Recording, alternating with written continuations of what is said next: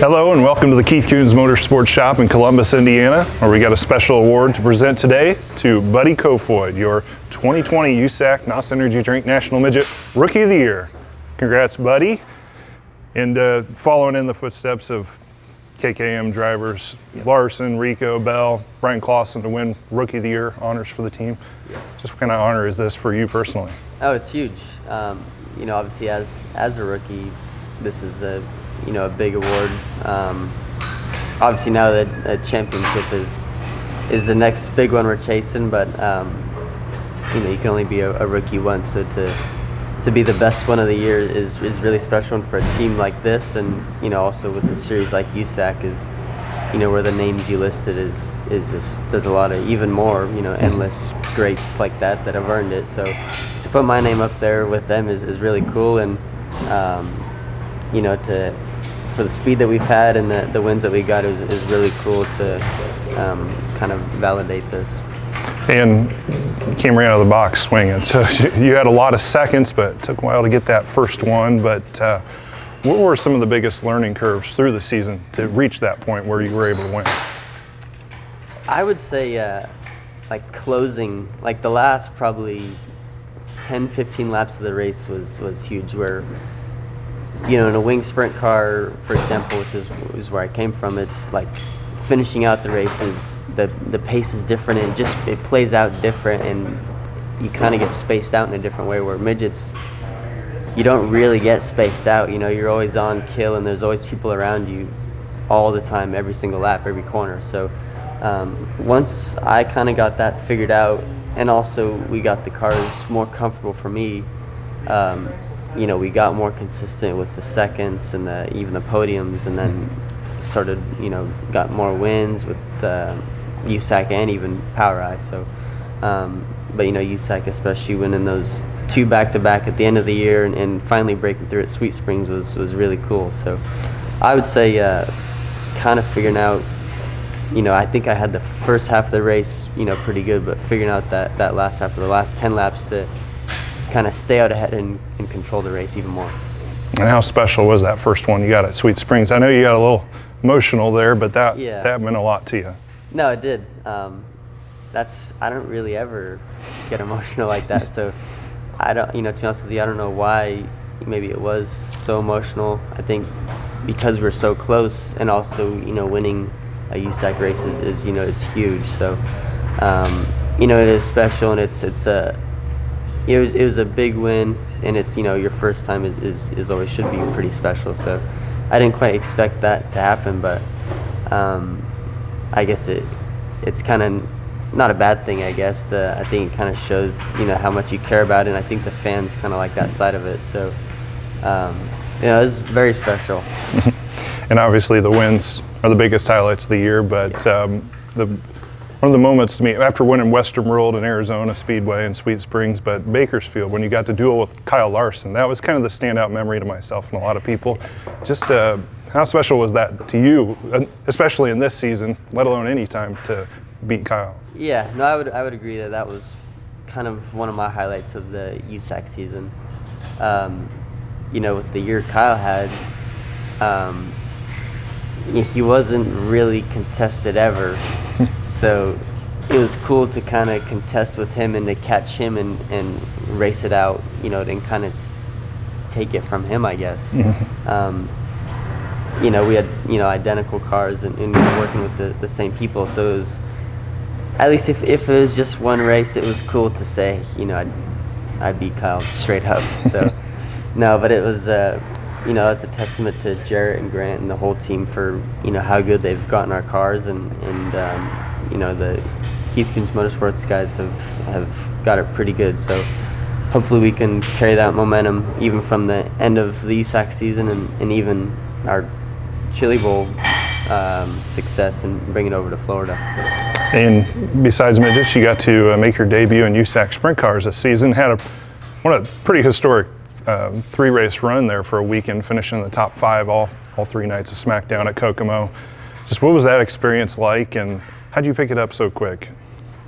It was crazy, and I don't really know, to be honest with you. My last non-wing race was probably 3 years ago, or so 2017, I think it was. Never raced a non-wing sprint car out in the Midwest, or even for USAC for that matter. Against the toughest non-wing guys in the world by far. So, getting the drive for Andy Reinbold and that was really cool, and they always bring really good stuff. And Connor and Rizzy do a hell of a job. Every time we hit the track, we had speed. So having that practice night, really helped. And I thought we'd be okay, but I didn't think we'd be quickest in hot laps or the practice night. But then, the next 3 nights we were fourth, and fifth. So definitely way better than I thought it was going to be. But I knew the car was always going to be there. Just going to be up to me to figure it out and put it in the right place. And obviously, 2019 Fremont Speedway track champion in the wing sprint car. You had a pretty nice weekend this past weekend out in Arizona. Just being able to jump between these wing sprint car, non-wing sprint car, midgets, just anything. Does that help you adapt to other cars quicker when you have to jump back and forth each night? Yeah, I've always thought so. Especially going from like track to track or state to state or even country to country. There's no substitute for experience and being on track as much as you can. So I think, like you said, getting in different cars really helps you prepare for another car, even if it's not the same car. I've always believed in staying versatile and being able to adapt quickly. So getting to drive different cars, I think, is one of the best ways that can help you for that. But also, it's just fun to try something new. And then you're going to be running a few more USAC sprint car races down in Florida. It was recently announced for Chris Dyson. Tell us how that deal all came together and how excited you are to make your debut down there. Yeah. I was talking to Spridge about it a little bit, and I ended up getting Shawn Michaels' phone number, and we talked a little bit. And it was really, I don't know. It really went together fairly recently. There's not much, to say about it. I mean, it was just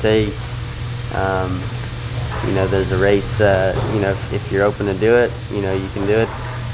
And I said, don't have much going on, so I'll give it a shot. So as of right now, I think that's the only thing that we've got planned for the non-wing side.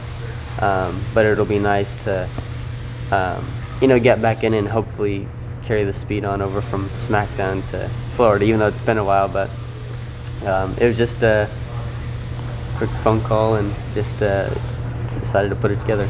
And I understand you might have another big announcement with Chris Dyson Racing for the big cars. Tell us a little bit about that and how excited you are to get behind the wheel of a Silver Crown car for all the dirt races in 2021. That'll be.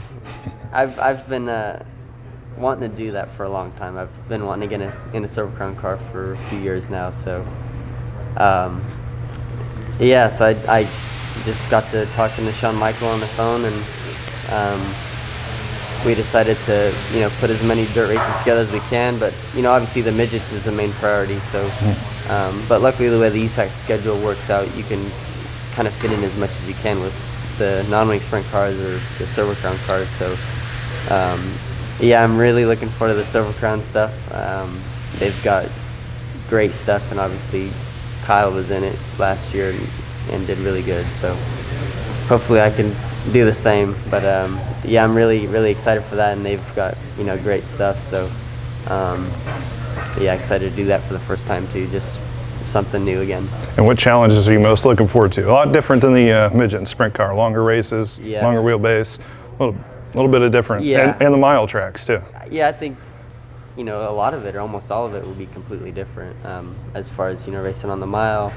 And I think maybe tire wear and having a radio will be a little bit different. And the way you race, I think on the miles is different than obviously you're kind of running a lot straighter, at least towards the end it looks like, and just trying to kind of save your stuff, but at the same time keep yourself in contention for the end when it counts. So but also I'm kind of looking forward to some of the smaller tracks where you kind of got to hustle it a little bit more too. Back to the midgets, finishing up with this back in the 67, Came on strong at the end of last season. Is anything less than a championship going to be a disappointment to you this season? Yeah, I guess that's fair to say. I would. That's definitely what I'm working for. That's what we're all working for.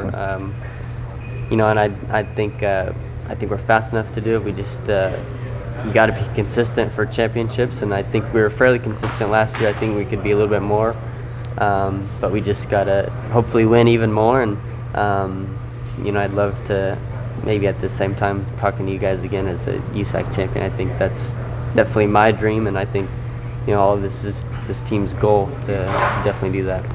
Thank you, buddy. There's your 2020 USAC NOS Energy Drink National Midget Champion, Buddy Kofoid. Buddy, thanks for joining us. Thank you. I appreciate it. We'll see you next time.